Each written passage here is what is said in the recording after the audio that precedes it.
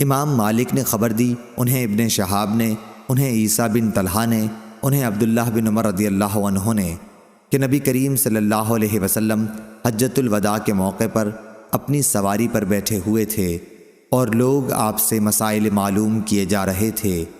ایک شخص نے کہا، حضور مجھ کو معلوم نہ تھا اور میں نے قربانی کرنے سے پہلے ہی سر منڈا لیا۔ آپ نے فرمایا، اب قربانی کر لو، کوئی حرج نہیں۔ دوسرا شخص آیا اور بولا، حضور مجھے خیال نہ رہا اور رمی جمار سے پہلے ہی میں نے قربانی کر دی۔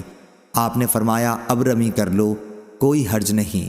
اس دن آپ سے جس چیز کے آگے پیچھے کرنے کے متعلق سوال ہوا، آپ صلی اللہ علیہ وسلم نے یہی فرمایا، اب کر لو، کوئی حرج نہیں۔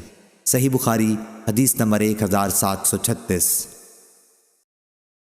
زہری نے بیان کیا، ان سے عیسیٰ بن طلحہ نے اور ان سے عبداللہ بن عمرو بن العاص رضی اللہ عنہ نے کہ جب رسول اللہ صلی اللہ علیہ وسلم 10ویں تاریخ کو منا میں خطبہ دے رہے تھے تو وہ وہاں موجود تھے۔ ایک شخص نے اس وقت کھڑے ہو کر پوچھا، میں اس خیال میں تھا کہ فلاں کام فلاں سے پہلے ہے۔ پھر دوسرا کھڑا ہوا اور کہا کہ میرا خیال تھا کہ فلاں کام فلاں سے پہلے ہے، چنانچہ میں نے قربانی سے پہلے سر منڈا لیا، رمی جمار سے پہلے قربانی کر لی اور مجھے اس میں شک ہوا تو نبی اکرم صلی اللہ علیہ وسلم نے فرمایا، اب کر لو، ان سب میں کوئی حرج نہیں۔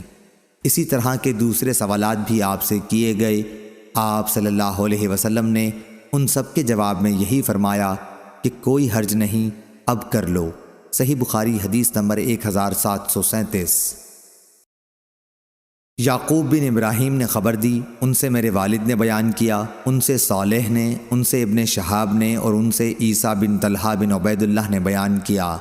انہوں نے عبداللہ بن عمرو بن عاص رضی اللہ عنہ سے سنا، انہوں نے بتلایا کہ رسول اللہ صلی اللہ علیہ وسلم اپنی سواری پر سوار ہو کر ٹھہرے رہے، پھر پوری حدیث بیان کی۔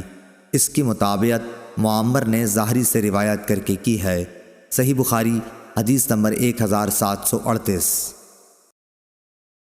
اکرمہ نے بیان کیا اور ان سے حضرت عبداللہ بن عباس رضی اللہ عنہ نے کہ 10ویں تاریخ کو رسول کریم صلی اللہ علیہ وسلم نے منا میں خطبہ دیا۔ خطبے میں آپ صلی اللہ علیہ وسلم نے پوچھا، لوگو آج کون سا دن ہے؟ لوگ بولے، یہ حرمت کا دن ہے۔ آپ صلی اللہ علیہ وسلم نے پھر پوچھا، اور یہ شہر کون سا ہے؟ لوگوں نے کہا، یہ حرمت کا شہر ہے۔ آپ صلی اللہ علیہ وسلم نے پوچھا، یہ مہینہ کون سا ہے؟ لوگوں نے کہا، یہ حرمت کا مہینہ ہے۔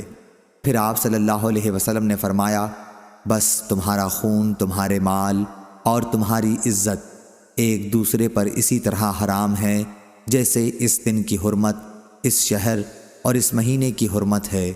اس کلمے کو آپ صلی اللہ علیہ وسلم نے کئی بار دہرایا اور پھر آسمان کی طرف سر اٹھا کر کہا، اے اللہ، کیا میں نے تیرا پیغام پہنچا دیا؟